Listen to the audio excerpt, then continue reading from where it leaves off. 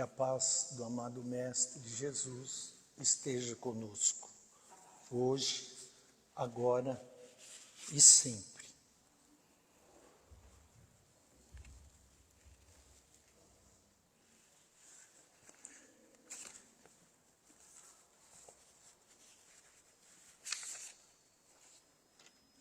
Hoje iremos conversar do livro Parábolas e Ensinos de Jesus, parábola das bodas. E a mensagem central é clara. Somos constantemente convidados a participar do banquete do reino de Deus, que é a nossa construção interior, é o nosso dia a dia construindo a nossa evolução e a nossa melhora espiritual. Mas cabe nós aceitarmos o convite e nos prepararmos adequadamente. Este aprendizado profundo ressalta que muitos são chamados, mas poucos os escolhidos. E a hora é agora. Nós estamos sendo convidados há muito tempo e nós não podemos mais jogar para frente, porque muitos serão chamados, poucos os escolhidos. De novo, começou Jesus a falar em parábolas. E por que Jesus falou em parábolas? Eram as histórias simples para o povo da época entender. E elas são atuais até hoje. Por quê? A interpretação dessas parábolas é o que a gente vai cada vez mais melhorarmos e seguirmos os conselhos que Jesus nos ensinou.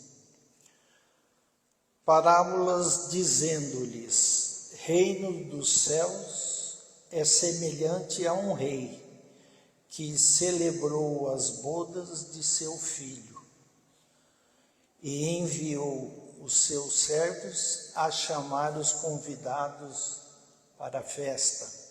E esses não quiseram vir. Enviou ainda outros servos com este recado: dizei aos convidados: tenho já preparado o meu banquete, as minhas reses e os meus cevados estão mortos e tudo está pronto.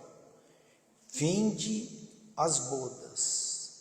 Mas eles não fizeram caso e foram. Um para o seu campo, outro para o seu negócio.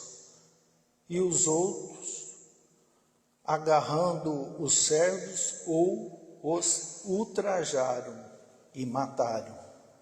Mas irou-se o rei e mandou as suas tropas exterminar aqueles assassinos e incendiar a sua cidade. Então disse aos servos: as bodas estão preparadas, mas os convidados não eram dignos. Ide, pois, às encruzilhadas dos caminhos e chamai para as bodas a quantos encontrardes. Indo aqueles servos pelos caminhos, reuniram todos os que encontraram, maus e bons, e a sala nupcial ficou cheia de convívios. Mas, entretanto, o rei, ao ver os convívios, notou ali um homem que não trajava veste nupcial e perguntou-lhe: amigo, como entrastes aqui sem veste nupcial? Ele, porém, emudeceu. Então o rei disse aos servos: atai-o de pés e mãos e lançai-o nas trevas exteriores. Ali haverá choro e ranger de dentes, porque muitos são os chamados, mas poucos escolhidos. Isso está em Mateus, no capítulo 22, de 1 a 14. Então, o que isso vem nos mostrar? Que somos chamados de todo o tipo, dos mais sábios, professores que tinham uma escolaridade, até os mais simples, os pescadores, e quem quisesse segui-lo, livre-arbítrio. E hoje, nós estamos sendo chamados para o Evangelho de Jesus, para a lei do amor que Ele nos trouxe, para estender as mãos aos menos favorecidos, porque é dando que se recebe, é perdoando que somos perdoados, e é morrendo que nascemos para a vida eterna, porque somos espíritos imortais. Nascemos simples e ignorantes, e pelas nossas ações vamos elevando, vamos crescendo e amadurecendo espiritualmente. Se hoje, numa segunda-feira fria, estamos aqui reunidos em nome de Jesus, é porque nós somos os escolhidos e nós estamos no caminho certo, porque é por ali. O cristianismo, como o espiritismo, representa a celebração das bodas de um grande e rico proprietário, cujo pai não poupa trabalho, sacrifício e dinheiro para dar à festa um maior realce e dela fazer participar o maior número possível de convivas. Ele convidou todo mundo, viraram as costas. E nós, será que estamos virando as costas até hoje?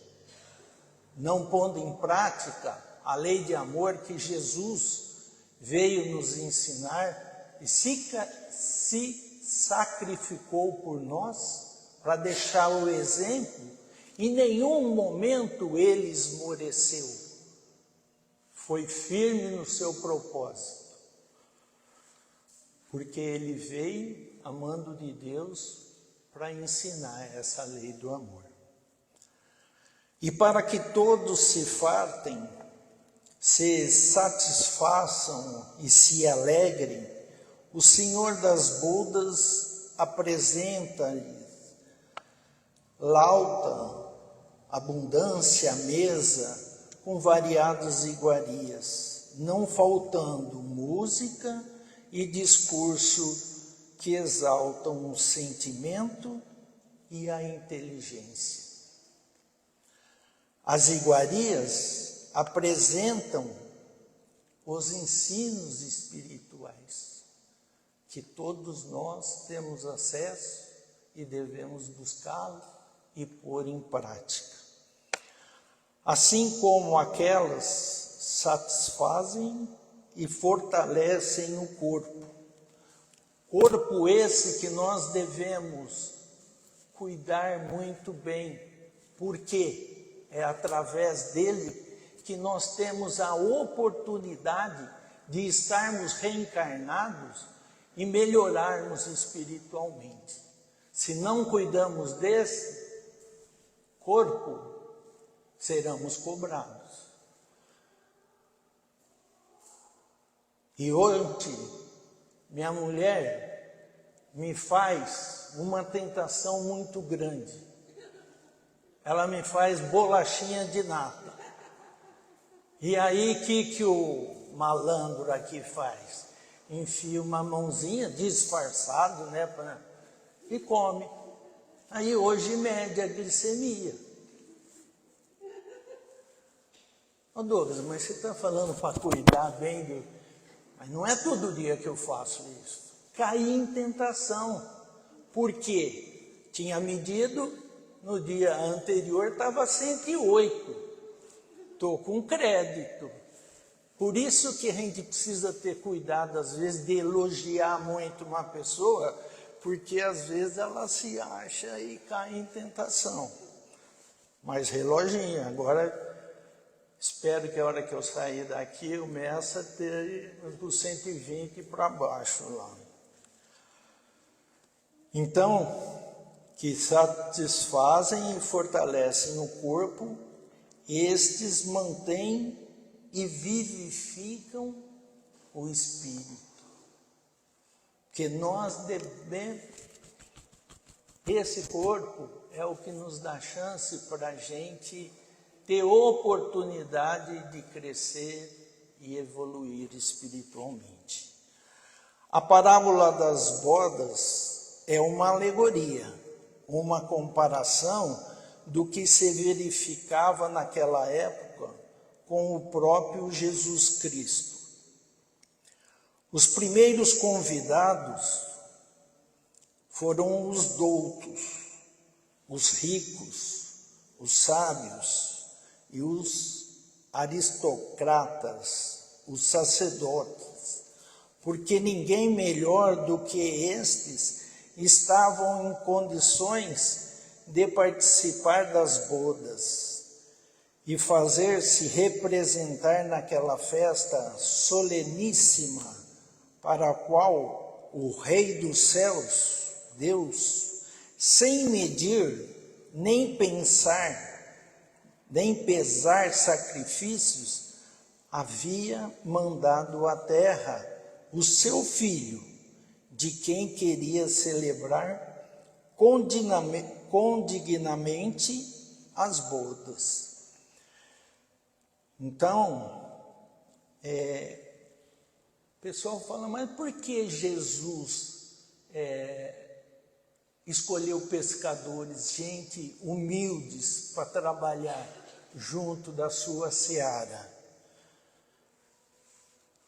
Todo mundo foi convidado, mas aqueles simples pescadores que Jesus, Espírito Crístico,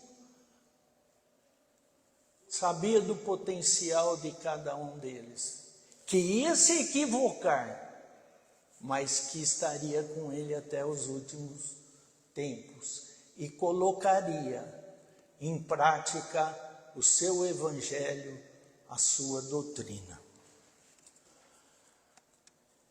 E quem poderia melhor apreciar Jesus Cristo e comparticipar de suas bodas, admirando a grande sabedoria do Mestre, seja na cura dos enfermos, seja nos prodigiosos fenômenos de materialização e desmaterialização por ele operados, como a multiplicação dos pães e dos peixes, a manifestação do Tabor, a denominação dos elementos e suas sucessivas aparições depois da morte?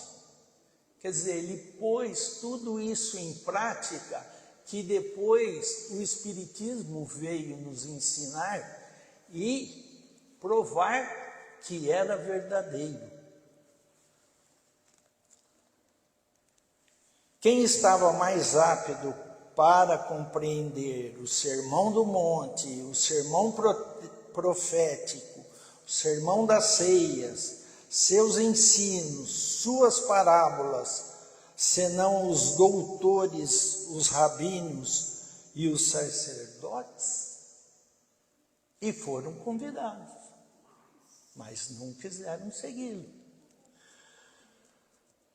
Seriam os pescadores, os carpinteiros, os roceiros, as mulheres incultas? Infelizmente, porém, o que aconteceu ontem é o que acontece hoje.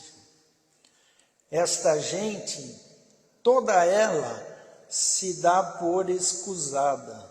Uns porque tem de tratar do seu campo, outros do seu negócio, outros ainda há, como aconteceu com os sacerdotes romanos e protestantes, que agarraram os servos encarregados do convite, ultrajam-nos e, se não os matam, é porque temem o Código Penal, que vigora na época nova em que nos achamos. Não porque eles não faziam, porque a sua consciência não deixava, mas por medo da punição. E a nossa melhora, a nossa evolução, é quando não passa para a nossa mente fazer um tipo de feiura para alguém, que seja um animal, para seja uma criança abandonada. A hora que nós tivermos essa conscientização no nosso interior, no nosso coração, todos, esse planeta não será mais de expiação e prova. Ele já estará em fase de regeneração adiantada. Que fará o Senhor dessa gente que não quer ouvir o seu chamamento, nem aquecer os seus reiterados convites? Quem é o culpado? Ou quem são os culpados de estarem atualmente festejando as bodas indivíduos sem competência nenhuma para a execução dessa tarefa? Quais são os responsáveis por haverem tomado lugar na mesa do banquete até pessoas sem traje nupcial, sem a veste apropriada para tal cerimônia, sendo que a vestimenta seria tão importante e não a consciência ou o coração? Porque coisas exteriores têm tanta importância, mas as interiores, que nos faz agir de maneira benevolente, caridosa, essa sim é o que tem importância nas nossas vidas. Leiam a parábola das bodas, os senhores, as autoridades, os senhores doutores, os senhores ministros, os senhores que andam transviando seus vintes e ledores com uma ciência sem base, uma religião toda material, sem provas, sem fatos, sem raciocínio. Digam, quem tem a culpa da decadência moral, da depressão da inteligência e do sentimento que se verifica em toda parte? Quer dizer, são postos dogmas que na prática não funcionam. E eu lembro muito bem do meu pai, porque quando ele fazia a pergunta, questionando, e não tinha a resposta, ele não aceitava. E Kardec sempre falou, pelo crivo da razão, se não tiver lógica e razão, não aceite por imposição. Busque Por isso que a gente tem que estudar a vida inteira. Se a parábola das bodas não tivesse sido proferido para as eminências religiosas e científicas do tempo de Jesus, serviria perfeitamente para as de hoje, que repudiam e combatem o Espiritismo. E combatem, e perseguem. E aí a pessoa, por estar no fundo do poço, ela entra nessa casa de amor e caridade, ela se assusta. Porque fala, não é nada do que me falaram até hoje. Eu me senti muito bem, eu me senti uma paz que muito tempo eu não sentia. Entretanto, o fato é que os indoutos, que pouco sabem, os pequenos, os humildes de hoje, como os indoutos e humildes de ontem, estão levando de vencida toda essa pleiade de sábio e portentosos. E mesmo sem letras, sem representação e sem veste, auxiliados pelos poderes do alto, estão concorrendo eficazmente para que as bodas sejam bem festejadas e concorridas. Exemplo que vem à mente é o nosso querido Chico Xavier, uma pessoa de humildade que fez o exemplo como sua maior virtude, onde não tinha conhecimento de nada em letras, mas que na prática não falhou nenhum momento. E eu estava vendo aquela Maíse falando que quando ele desencarnou, alguns profetas, e no final da escada esperando, nada menos que Jesus. Esse é o maior exemplo que a gente tem a seguir. Chico Xavier. Veste nupcial. Vestimenta, material, nada quer dizer. A vestimenta que nós temos que valorizar é a vestimenta da nossa melhora espiritual, é da nossa evolução, porque sendo melhor hoje do que fomos ontem, e amanhã melhor do que somos hoje. Essa a meta a ser cumprida. Era costume antigo, aliás, como hoje ainda é, usar para cada ato ou cada cerimônia uma roupa de acordo com o ato ou cerimônia a que se vai assistir. O preconceito de todos os tempos tem determinado o vestuário a ser usado em certas e determinadas ocasiões. É assim que não se vai a um enterro com uma roupa clara, como não se vai a um casamento com um terno de brim. Aproveitando essas exigências sociais, muitos preconizadas pelos escribas e fariseus e mormente pelos doutores da lei e sacerdotes, Jesus, ao propor a parábola das bodas, deu a entender que, para o comparecimento a essas reuniões, fazia-se mister uma única túnica nupcial.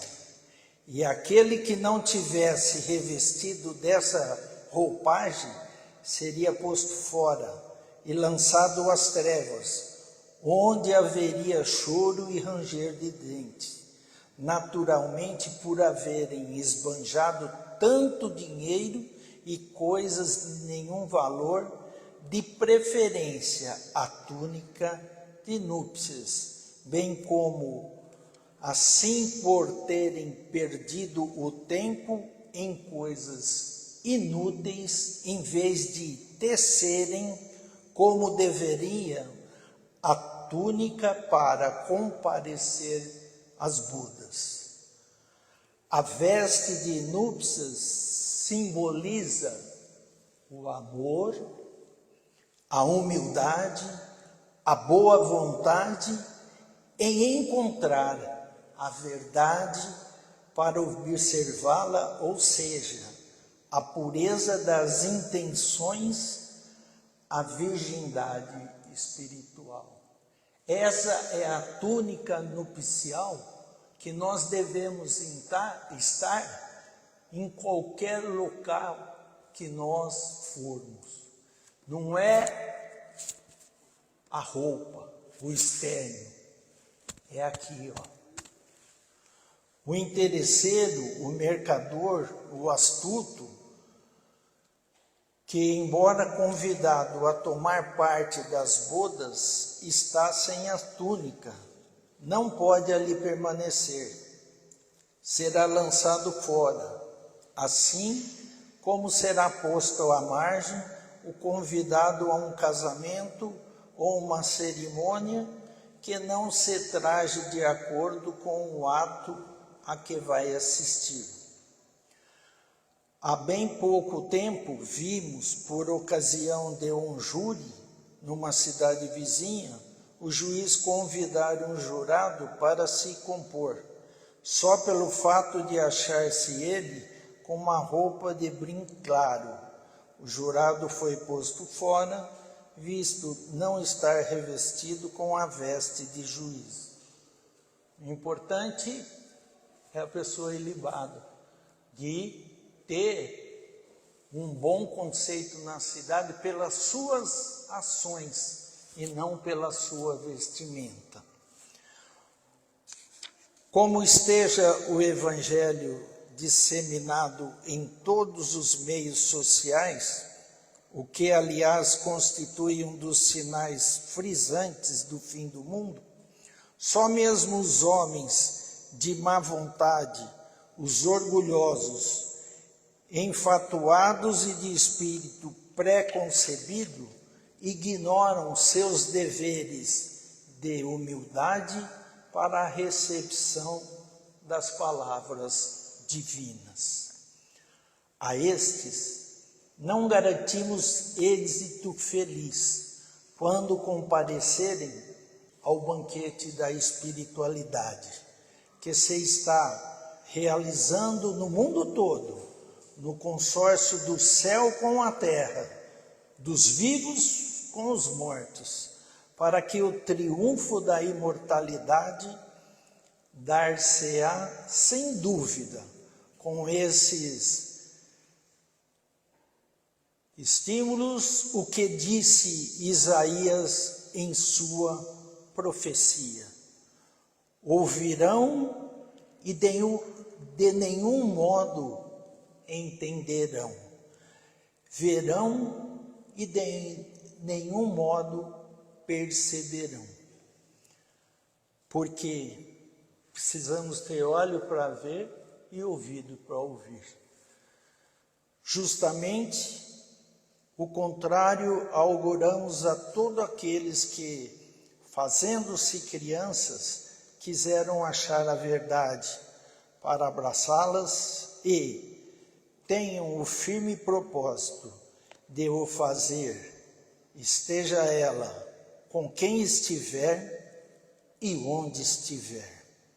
Tal é a lição alegórica das bodas da vestes de núpcias. E essa vestimenta nós temos que trabalhar sempre para nossa melhor evolução espiritual, que está sempre gravada no nosso perispírito, que é o intermediário de espírito e matéria, que o que nós fizemos de bom vem como virtude e o que fizemos de mal, às vezes, vem um defeito que nós tenhamos que passar para restabelecer. E o maior exemplo de mudança que eu tenho é Paulo, que fazia parte do Sinédrio,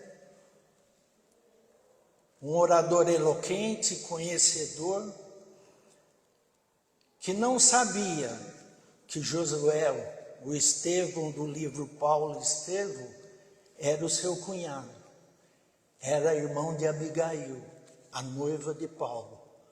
E ele perseguiu porque ele teve inveja, porque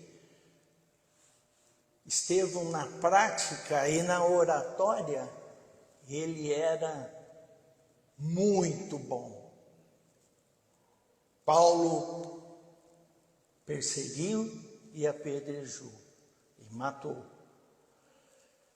Mas, como sempre a gente tem outra chance, ele foi tecelão e aproveitou os fios da vida, da virtude, do amor e da caridade e pôs em prática que ele foi um dos maiores seguidores de Jesus e colocou o Evangelho do Cristo por 30 anos pregando fielmente. Então, como o amor é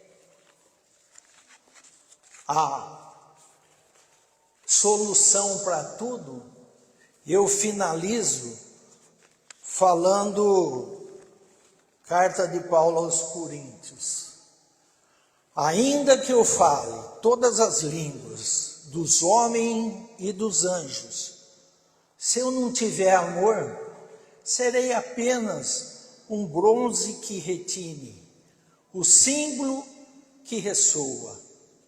Ainda que eu possua o dom das profecias e saiba todas as ciências, ainda que eu possua tamanho grau de fé que me permita remover as montanhas, se eu não tiver amor, eu nada serei. Ainda que eu distribua os meus bens entre os pobres e deixar então o fogo consumir o meu corpo, nenhum proveito eu tiro se eu não tiver amor. Ah, dona Valderez, o amor é paciente, o amor é bondoso, o amor não é nada exigente, arrogante, orgulhoso. Jamais é descortês, nunca interesseiro. O amor não se irrita, não guarda rancor no coração.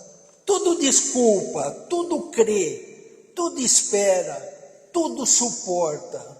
O amor não terá fim. As profecias, sim. As línguas se calarão. E as ciências têm seu tempo. Mas o perfeito vencerá o que é imperfeito, desaparecerá. Ah, quando eu era criança, eu falava como criança, brincava como criança raciocinava. Homem feito, me despojei dos atributos de criança. Por enquanto, enxergamos Deus obliquamente, por um espelho, mas um dia teremos a visão de Deus face a face.